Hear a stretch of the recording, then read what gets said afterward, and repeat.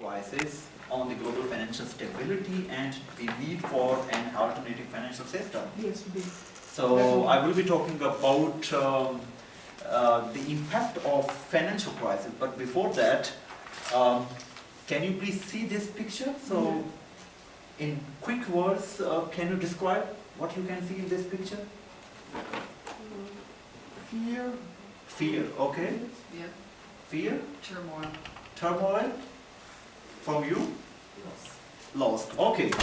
So that is all about the financial crisis, and we have observed not only in Europe but different other parts around the world about the implications of global financial crisis. What I'm going to tell you, I will be very brief about the history of financial crisis, then I will be informing you about the implications, most important implications, because I have only 10 minutes. Then I will be introducing you a new topic which is known as Islamic finance. Finance, a new form of finance which is seen as an alternative to the financial crisis. Then we will be talking about the empirical studies of the impact of financial crisis on both Islamic financial system and global conventional financial system. Let me define you now. When I will talk conventional financial system means the Western financial system, and Islamic financial system means the system which is new, viable system. So just for your information. Okay. You know that financial stability is very, very important, and the systemic risk causes systemic risk, which is caused by the financial crisis, is a danger to the instability to the financial system. We have seen yesterday some presentations from friends from Japan, and today you have a very good presentation giving us information about the primary researches, and you also defined the financial system. I have one definition from Davis, and he calls financial crisis as a major collapse of the financial system entailing inability to provide payment services or to allocate credit to productive investment opportunities. So that means the collapse of whole system. That is the simple definition of a financial crisis. Here, let me show you the brief history of different number of crises since 1929. So we had here the Great Depression, which was caused by the stock market crash. Then we have seen the oil crisis in 1973. Then we have Latin American debt crisis, Black Monday, famous, you know that. Then we have savings and loan crisis, Japanese asset bubble, and so on. Then we have Russian financial crisis and dot-com bubble, and finally in 2008 we had US subprime crisis. From this chart or table, you can see that these crises are not specific to one region. They are all over the world, starting from Japan, Russia, Europe, US, Latin America. Influence on the other region. Yes, absolutely. So that means it's a very important topic, and we are here to talk about the entrepreneurship, to encourage young people to be part of entrepreneur and create jobs. But if we have these Environment. disturbations with several years, then it will be a problem. It will put brakes on the entrepreneurship, it will put brakes on the advancement and development. Here, what is the implication? Some statistic numbers. US government put more than 700 billion in bailout packages in order to stop companies to fail after Lehman Brothers. In Europe, the European Commission proposed more than 200 billion euros as a stimulus package. If you look at the individual countries in Europe, for example, two big economies in United Kingdom, they give more than 500 billion pounds in order to stop the firms and banks to go bankrupt. Because if they are going to bankrupt, then millions of people will lose their jobs, and it will have it will has a very negative impact on the socio-economic situation of the euro. Then we have in Germany, let me tell you, we give almost 112 billion euros to only one bank in order to save it from bankruptcy. So these are the some numbers, and this list is Some of them come to Croatia. yes, yes, Head assessments. Absolutely. Yes. and these statistics are only few. Okay, here let's have another look from the United States perspective. Here we have top 10 bank failures during the financial crisis by asset size at the time of failure. So here we have name of the financial institution went bankrupt, state, year, and the asset. You can see here we have, for example, in case of Washington Mutual, we had 307 billion assets at the time of bankruptcy in 2008. So you can see how much the money financial institutions lost due to the financial crisis. Now you can ask me, what are the main reasons of the financial crisis? So I read a very recent book about the financial crisis. It was written by Al-Rafi from US, published in 2015, and some of the reasons, as you can see here, the regulators, the governments were missing the early signs of coming the crisis. There was lack of prudent credit policies, which she was also talking in the morning that it is the primary responsibility is on the households, not on the financial institutions, but on, as far as my opinion, my personal opinion is concerned, I believe that it is the responsibility of the regulators, because they are here for the job to perform, and they were miserably failed in order to perform their role. Lack of regulations and transparency. Here we have another cause is the excessive debt in the global financial system. We had in our financial system, I'm talking about globally, more debt as compared to the combined GDP growth of different countries. So there is excessive debt in our system, and those who belongs from finance and accounting industry here, they know that what derivatives they are good, but at the same time, in recent financial crisis, we have seen that the greed in order to create more and more debt was one of the reasons of rapid expansion of the financial crisis in different parts of the world. So now the question is, who is the responsible? So there are many people responsible, as regulators, indirectly you can say households, but the primary responsibility is the big investment banks, because they are the main drivers of financial innovation. So the greed among the financial institutions to create more and more money. Now the question is, do we have some alternative systems? Yes, we can talk about that. So Islamic financial services, let me first of all define you, and then I tell you why it is important. When we talk about Islamic financial system, then you know that due to some political reasons, the word Islamic is not perceived as good in European context, in some Western parts. So it is a system based on the Quran, the Holy Book, and the Sunnah of the last Prophet Muhammad, peace be upon him. So this is the Sharia which provides the guidelines, the basis for the economic activity. It is a system, but only based on these sources. Okay?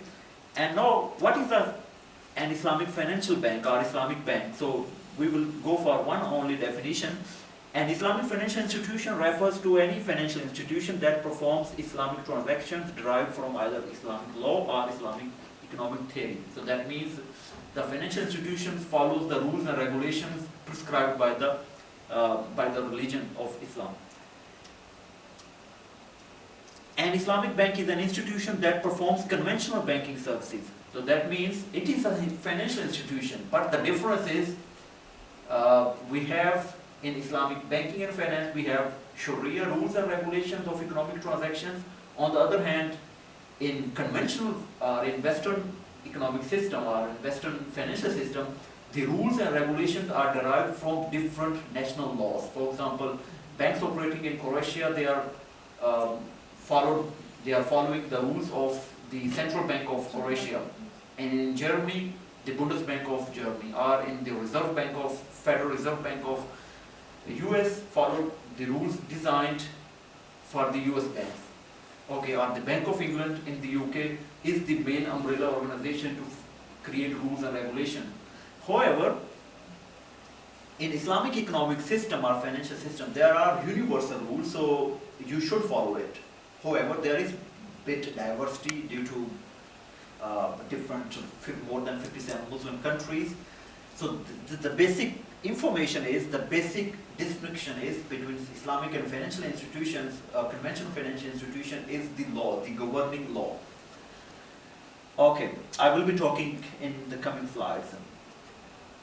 Such as checking accounts, saving accounts, loans, and so forth. So that means from this information, you can only take away is that Islamic financial institutions are similar institutions, but the rules are different compared to the conventional financial institutions. Here, let me give you some information about the recent growth and development. So nowadays we have more than Islamic banks is the largest portion of Islamic financial industry. Islamic financial industry include Islamic banks, insurance companies, capital markets, Islamic funds, asset management, and other services. So 1.3 trillion is the Islamic financial assets. And overall, if you look at the size of Islamic financial services industry in 2000, at the end of 2014, it is around 2.1 trillion. If you compare with this, with the Western conventional system, this is only 1%. So Islamic financial services industry is only 1% of the global financial services industry. It's very small. It started only some 60 years ago in a formal way. However, the rules and regulations, theoretical concepts were existed since the inception of Islam almost 1400 years ago. But in formal way, with the development, with the growth of Muslim population, with the petrodollars during the 1970s, we had seen the development during 1970s, the formal way. So which country, so these are some of the top Islamic finance commercial banking countries. For example, Iran, full-fledged Islamic banking system, which means there is no conventional Western banks. Saudi Arabia, Malaysia, so these are some of the top countries. Here we have which country have the best developed Islamic economy for Islamic finance. So Malaysia is the pioneer in developing innovative products and services, followed by Bahrain, and then we have United Arab Emirates. So these are countries who drive the Islamic banking and finance industry. Here, this is the framework, this is the whole essence of Islamic financial system. We have here the sources of laws, so which is the basics. Then we have, here we have different instruments. For example, we have, so these are the Arabic names, so you can just concentrate on English words, for example, partnerships, leasing, manufacturing contracts, forward sales. Here are, so this is important to know. Why Islamic finance is different? One reason I already told you that it is the law. So in Islamic finance we have Islamic laws, and here we have another reason is interest. In Islamic finance, interest is prohibited. It is not allowed. Interest means when you go to a Croatian bank in Zagreb and ask, I want to have 20,000 euros, and they say, okay, we will charge 10%. So this fixed 10% is not allowed. So you can take loan from banks, but you can have partnerships, you can work on profit and loss basis. So simple understand, there is no fixed interest. So there is a markup, you can negotiate the terms and conditions, you can bank and the investor can become together a partner in investments. But there is no fixed interest. You are not allowed to involve in speculation, that means derivatives. So you are only allowed to be very calculated, those derivatives which are beneficial for the economy, No gambling allowed, absolutely. So remember these four restrictions. So the loss, no interest, no speculation, no gambling. It is another difference is it is an asset based. So the transactions which you are going to have, they should be backed by the assets. Okay, so here you can see the world, Islamic world map. So these are the most of the Muslim majority countries. Around about 23% of the global population is Muslim, so roughly 1.8 billion at the moment. And up until 2030, the Muslim population will be above 2 billion and corresponding 30% of the global population. So that means the Muslim population is rapidly growing. So this is the difference we have already talked about. So you don't do speculations, you charge profit and loss sharing. So you do profit. So if I'm entering a relationship with a bank, so I'm going to get a loan from the bank. If I'm going to get profit from my investments, I will share profit with the bank. If I'm going to get loss, so I will share according to the instrument or according to the contract which I'm going to use. Here, now we are moving towards the comparison towards the impact of financial crisis on conventional financial system and Islamic financial system. Here, if you can see that in 2008 and 2009, the combined market capitalization, so there was decrease in almost 42% in the conventional financial institutions, decline in capitalization. However, there was only 8.5% decline in Islamic financial institutions. You can see here how much the total asset growth. So Islamic financial institutions shown 55% growth in total assets as compared to 36% of conventional financial institutions. Here we have total equity. The only one Islamic financial institution required some government bailout package in order to sustain. And there was no bankruptcy on Islamic financial institutions. Here there are some other empirical studies in the area of whether Islamic banks are more prone to conventional crises or conventional financial systems are more opposed to financial crisis. So Hassan and Daredi conducted in 2010 a study by comparing 120 banks in 8 different countries, and they found that the financial crisis has less impacted Islamic banks as compared to the conventional banks.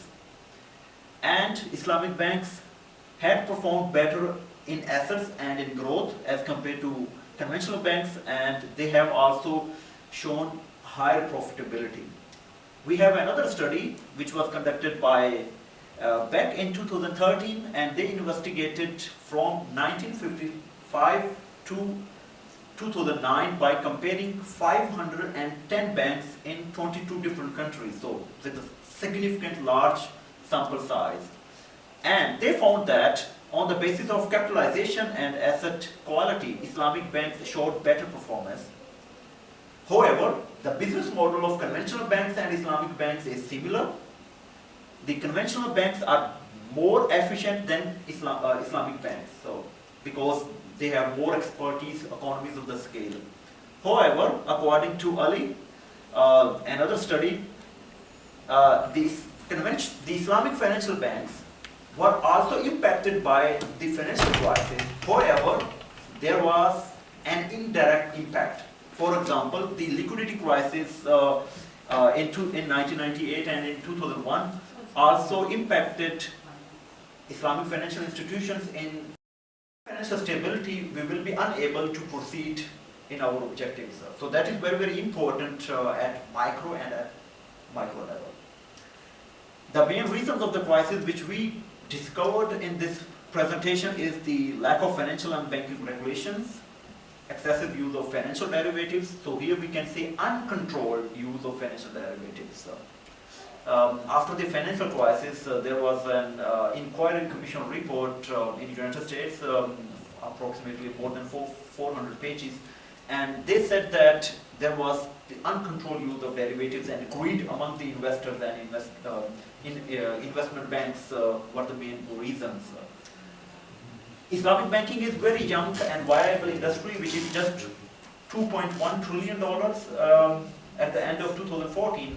So this number is very small, as I just mentioned. This is only 1% to the whole global asset. So this could be considered as an innovative branch of financial services because it is based on ethical values, and it is based on it is also based and backed by the real economic assets. You cannot create debt with debt, so you cannot do this credit default swaps and credit default obligations. So the message of my presentation is here. We can also look, apart from conventional financial system, we can also look another financial system which could be a viable system, because this system discourages excessive debt. It encourages use of asset-sized banking, and it is also based on ethical principles. Thank you very much for your presentation and attention. If you have any comments and questions, please ask.